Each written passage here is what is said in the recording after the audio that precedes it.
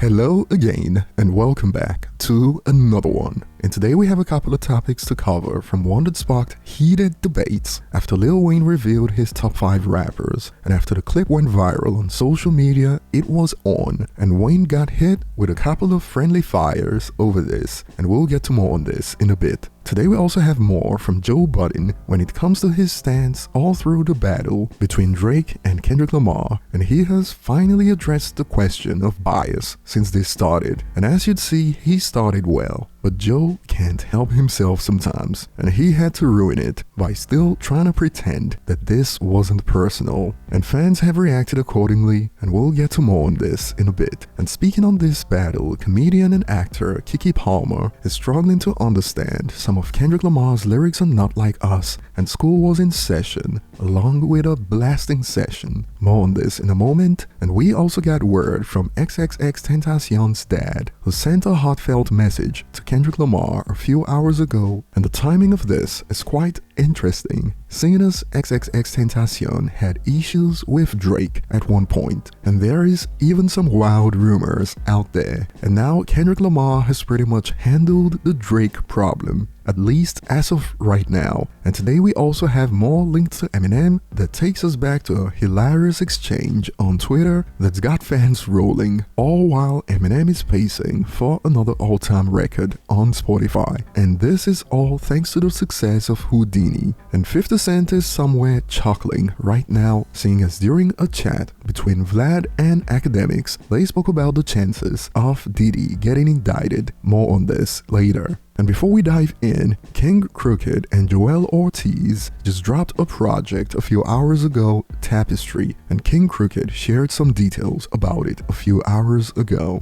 It is the final project for me and Joel as a duo, but it is never over for our friendship and business partnerships. Tapestry, the new album, at midnight. I hope you enjoy, and thank you for joining us on this 6-project journey over the past 4 years. Let us know your favorites when you hear it, and for an independent release like this, if you can afford it, the best way to go is to actually purchase the project on your preferred platform, iTunes, Amazon. That would be the way to go if this is up your street. And starting with Lil Wayne's top 5 rappers of all time, this clip hit social media a few hours ago. My top 5 rappers of all time is Jay-Z, Missy Elliott, Eminem, Jay-Z, Missy Elliott, Eminem, Notorious B.I.G. Oh, and there's no specific order right here.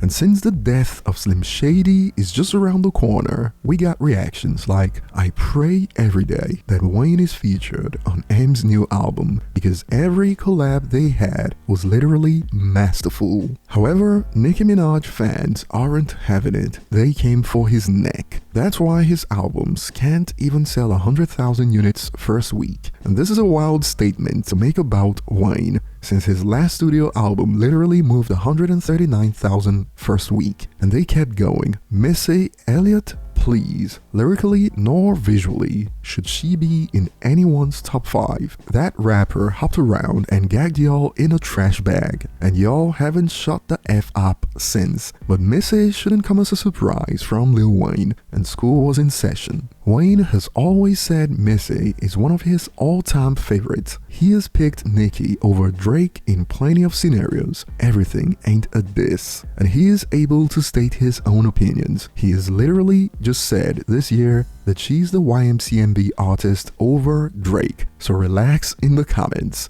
Like this was also Wayne a few months back. Perfect. Mm-hmm. Perfect. Where do you rank Nicki? All time female. All time female? Yeah. Ooh. Put you on the spot. Yeah, I don't hurt nobody's feelings, but boy, ain't nobody fuck with Nicki. Yeah. They come after. Dig. Goddamn right.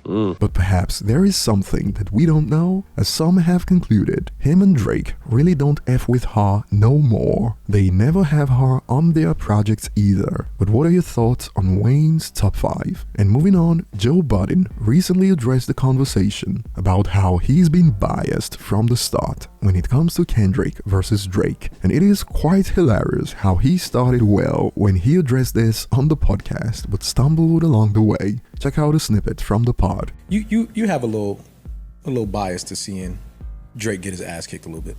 Bias? I love him getting his ass kicked. All right, I just wanted to. Did you think that he was going to run from? No, because I feel like absolutely people love him getting his ass kicked. keep Drake is being used as a shield for what the real conversation is lying underneath, which is culture people versus numbers people. Mm-hmm. It's not really about Drake for me. He was just the person on the cross. Part of the problem with this shit also is 99% of people are Drake fans. Mm-hmm. But there's so many different Drakes.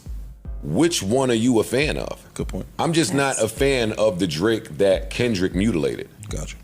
Like what that person stands for and represents is the exact opposite of what I stand for and represent. Yeah. Joe Budden struggles to understand that two things can be correct at once, and that was a lot of shuffling when all he had to say was yes, it was personal, and yes, he also didn't like that Drake pretty much became a pop star, and apparently he even had more personal reasons to hate Drake, as some have added. He will always be mad his former lady chose Drake, and we even got visuals on Twitter to highlight this. And seeing as Joe Budden tried to call out academics for speaking positively about Drake when all he does is speak negatively, some have now added, Joe can't stop talking about the boy. At this point, split the profit with him. Damn, talk about K-Dot. You always talking about it's not a Drake cast, but proceed to continue to talk about him. And moving on, Kiki Palmer had a question about lyrics on Not Like Us that led to a roasting session. Now this is no shade, no tea, but I have a question, okay? Because I know the rap kids, they do a lot of little street clevery little lines, especially somebody like Kendrick. But I really am curious of what's so bad about being a 69 God. I guess what I'm saying is, far as I knew, 69 was something that just meant you're reciprocal, right? So if you were 69 God, what's so bad about that? I must be missing something. What's T-Boo?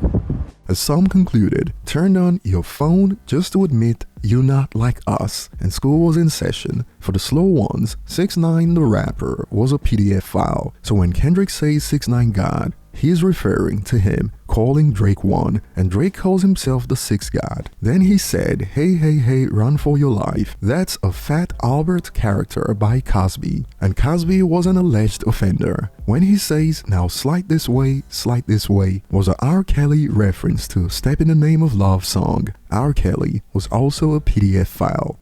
Come on, man. Ooh.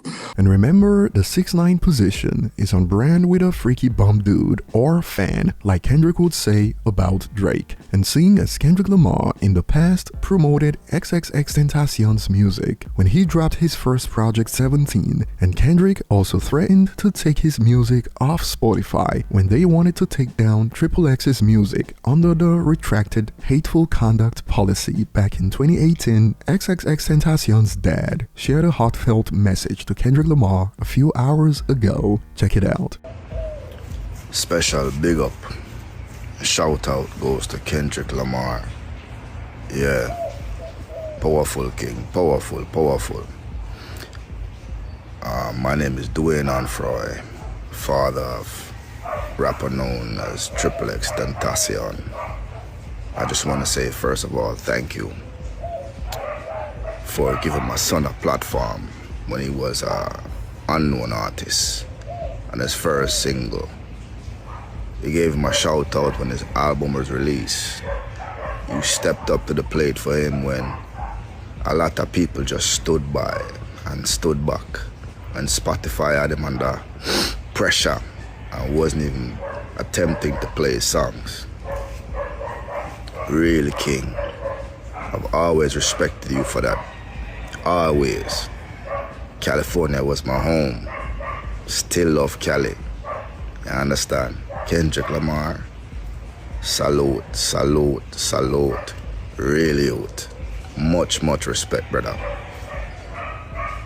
And moving on, Eminem looks to be on the way to another hip-hop record on Spotify. Check it out. Eminem has now surpassed 85 million monthly listeners on Spotify for the first time in his career. He is now less than 1 million listeners away from breaking the all-time record for a rapper. And you wouldn't believe what went down a few months ago, all the way back to February, when Eminem was at 73.7 million monthly listeners on Spotify, when a user stated Eminem would hit 80, even 90 million when he drops an album. Look at him. Without an album that got this reaction back then. His peak is 73 million. He's not getting 7 million more from a new project. So as you see, actions have consequences, and this body was set to drop months ago. As back then, the initial user added, let me bookmark this so I can come back here when it hits 80 million off a new project. And alas, all that was needed was a new single, and the assassination was complete a few hours ago. Here he is at 85 million with no album out. See, when you underestimate a legacy rapper with a massive fan base. And moving on, Vlad was recently on the Off the Record podcast with DJ Academics, and they spoke about the chances of Diddy getting indicted. And boy, since this was coming from Vlad, based on word on the streets about his quote, ties, things are about to get worse for Diddy, to the point that Vlad had some wild suggestions about what Diddy should have done. Check out some snippets. Diddy today, or actually yesterday, cleared his Instagram out. Yes. I personally believe that Diddy is I'm in preparation mode for this indictment. I've hopefully been speaking to the feds, making sure they know I was never a flight risk. Hopefully, whenever I get arrested, I could be out on bond for this. I think he's I know I'm going to be indicted mode. Let me operate as such. What do you think? You've talked to so many people. You've talked to the bodyguards. What do you think is happening? There's a grand jury happening right now. And a grand jury, 99% of the time, leads to an indictment. Because a grand jury is a process that can go on for months. And you can continuously introduce new evidence, new witnesses, and so forth. You can keep going almost forever until the jury feels there's enough information to indict. Diddy doesn't have his lawyers present during the grand jury, so there's no one to say this person isn't telling the truth. This is a complete lie. This document is false. A trial with only one side. So he's going to be indicted. I'm 99% sure that he's going to be indicted. Now, what happens after that? Who knows? Me personally, I don't know why people stick around to go to prison. Like, if I was Diddy, you think he should leave? If I knew at age 50, 55 or so, at 55, is that even possible? He has to know. He still has his passport. Yeah, they're not going to cancel I'm pretty sure. He still has his passport. When he's indicted, they're going to take his passport. And boy, this sparked multiple reactions like, Fed says he is 99% sure Diddy will be indicted by the feds. More, this prove Vlad a Fed. But that will be all for today, and I'll be looking forward to your thoughts in the comments. Thanks for watching, and see you on the next one.